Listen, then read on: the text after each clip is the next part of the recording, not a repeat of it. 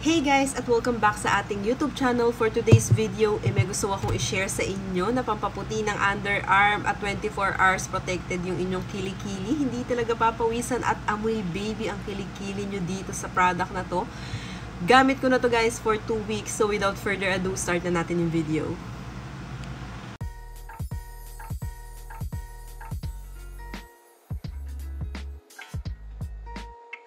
So guys, ayun na nga, ipapakita ko sa inyo yung underarm ko. Ito yung underarm ko nung nakaraan guys. Ayan, kung makikita nyo, meron siyang chicken skin dahil nga ako ay nagpa-pluck ng kilikili and nagwa-wax.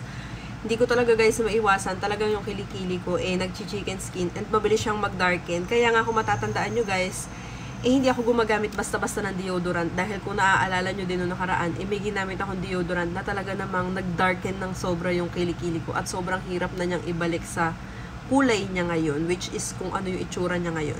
So, yun na nga, hindi ko na patatagalin.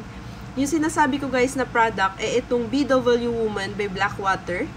Ayan. Yung scent niya is Desire. Quelch Underarm Deo Cream. Ayan, papakita ko sa inyo.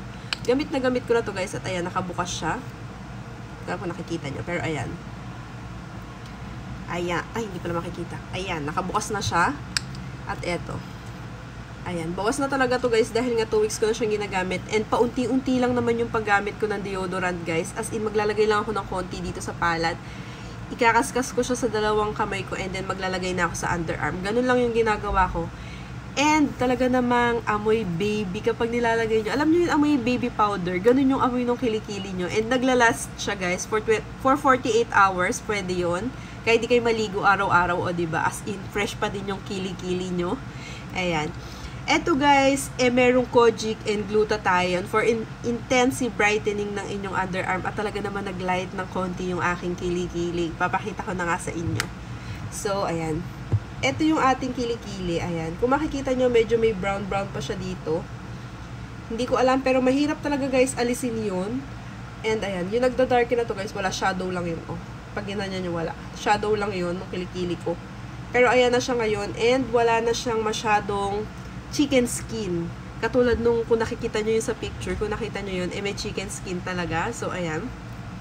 Ililink down ko guys sa description box yung link kung saan nyo to pwedeng ma-order. Ayan. And, alam nyo guys, favorite ko na tong gamitin kasi nga talaga namang nakakalighten siya ng underarm. And kasend niya yung favorite lotion ko ng Blackwater, which is yung Desire din.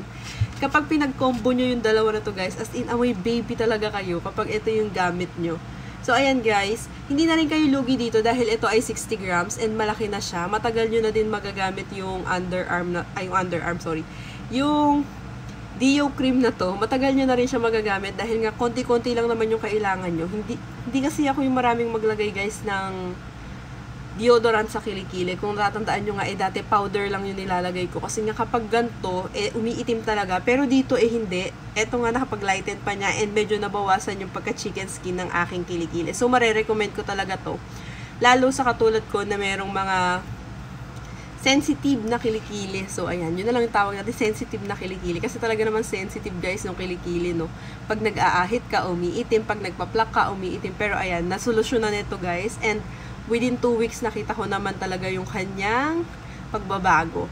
So, yun lang. That's it for today's video. Ilalagay ko sa baba yung link sa description box kung saan nyo siya pwedeng orderin. Kung gusto nyong mag-order. So, please like this video at mag-subscribe kayo sa ating channel para sa mas marami pang videos. Bye!